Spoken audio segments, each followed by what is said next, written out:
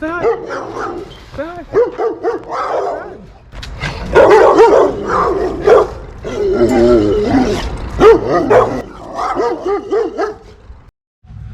All right, we are starting our way, making our way down to Sanderson Headers. We gotta get the car taken down to San Francisco. Once we get the exhaust situated, then we can start doing some of the plumbing and the minimal wiring for the build. So you guys stay tuned. And here's just a quick peek, guys. As you can see, the 430 Windsor with the trick flow heads and the valve covers come a lot closer to the brake master cylinder. This motor is dimensionally pretty much the same, but we're going from a Victor Junior to a Super Victor. And you also have the trick flow heads, which are a little bit, the exhaust ports a little bit more, take a little bit more room up. So that's why we're gonna have to get header work done. But as you can see, I mean, everything's coming along nicely.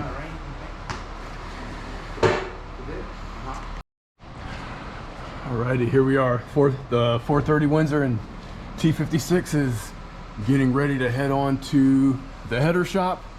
We're here at an undisclosed location, so you guys stay tuned. We'll be bringing you more here shortly. Alrighty.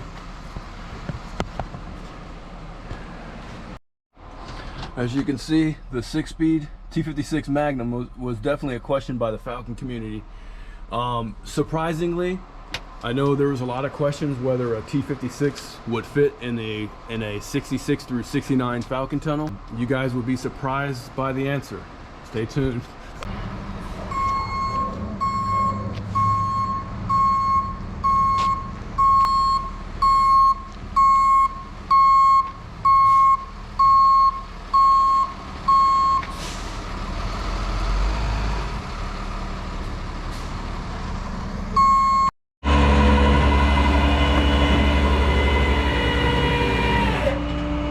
There she goes. She's getting loaded up.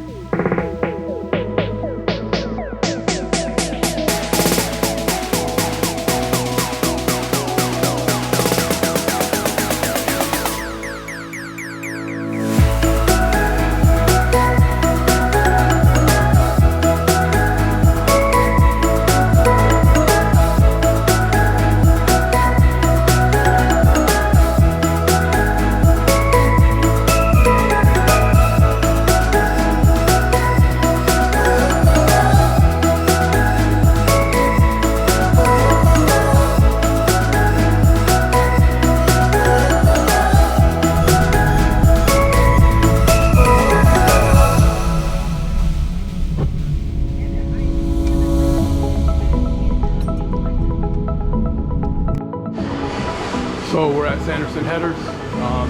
Now the Falcon's here. We dropped it off, and now we're just kind of in the pipeline. We got to wait and kind of wait through the process. So here we are. Here's a nice Dodge Challenger small block stroker, made about 500, motor built by TSM. And so just like that, guys, we're pretty much done. There she sits back there. Now we're just gonna wait, and we decided to go 2-inch primaries to 3.5-inch collectors, full length ceramic coated headers. There's only one way to do it, and it's the right way. We didn't want to choke down the motor and run a mid-length or any kind of header like that, so we decided to go a full length 2-inch primer to 3.5-inch collector. Now I got to get out of here, and we'll see you guys soon.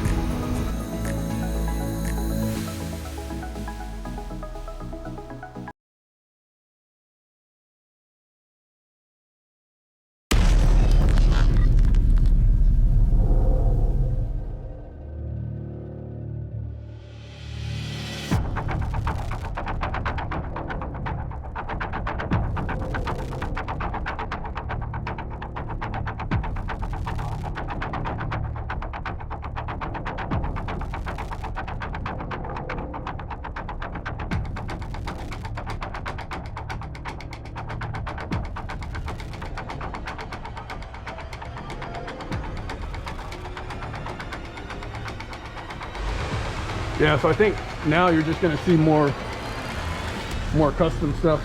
The other trick flows are the high ports. Where's the flashlight? Over there. Right there.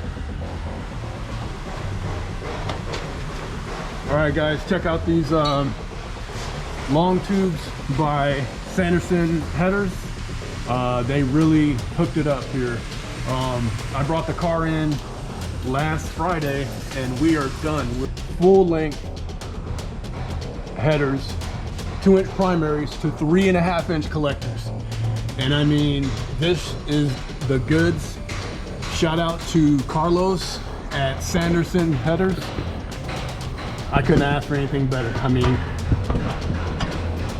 look at the flanges, and these are for the Trick Flow Twisted Wedge R Series heads. Man, I am stoked. And as you can see, we got the T56 Magnum in the trans tunnel for the 68 Falcon. I know a lot of folks in the Ford Falcon pages were wondering, so we got a little bit more work to make it work, to make it fit.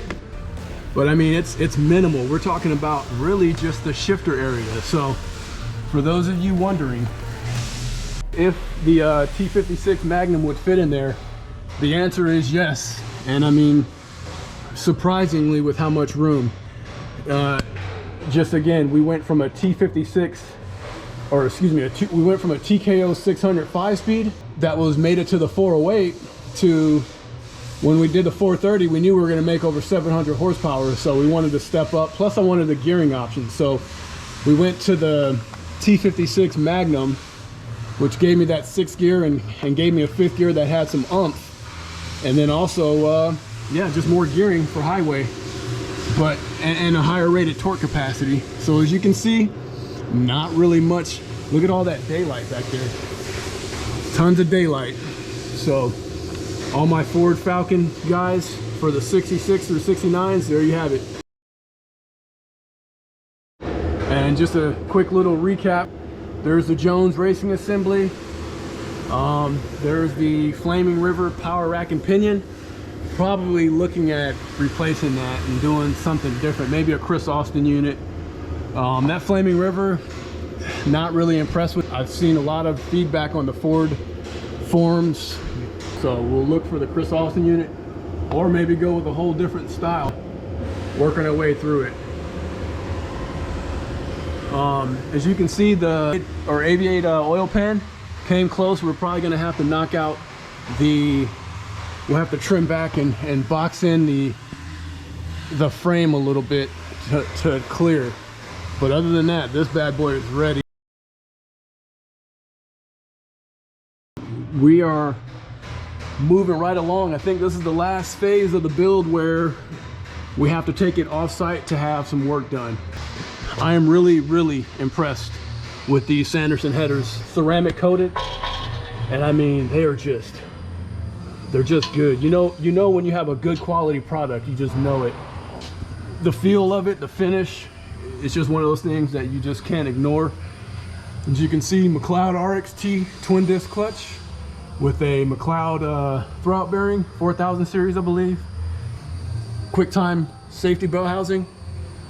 So we are pretty much ready. We got the headers now, and now we can finish up the build. Of course, we'll probably shorten up the drive shaft. Coming to the back, you guys know we got the this is a Curry 9-inch 31 spline axles, heavy duty pinion support bearing, and the car has been back halved. It's also been tubbed, so we will probably run a 335 3018 back there, and it's got the Chris Austin G-Link, and it's got Willwoods on all 4 corners.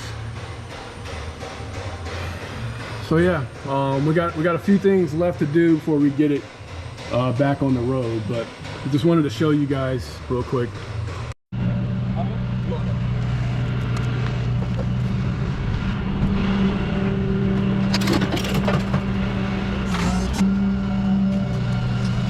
We are leaving Sanderson Headers in San Francisco, and we are headed back home to the location where we will continue to finish. And there she is. Shout out to Carlos at Sanderson Headers. I dropped this thing off last Friday, and approximately that was on the January 7th. Today it's January 15th, and we are done. Headers are on the car, and here we are.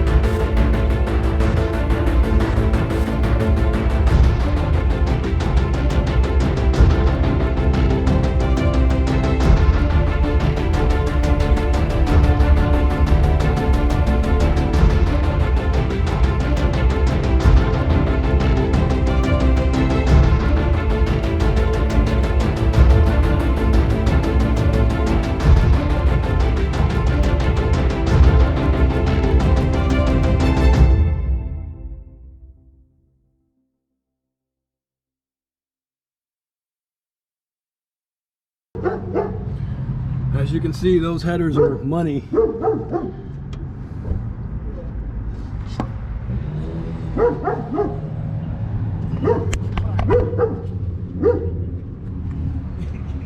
Two-inch primaries, and I mean, they fit. These headers actually have, even though these are 2-inch primaries, are more clearance than the previous motor. And it's all about the radiuses. After talking to Carlos was on point from A to Z. You talk about, I got the car in there last Friday and literally picked the car up 7 days later. Say hi, doggies. Say hi. Say hi.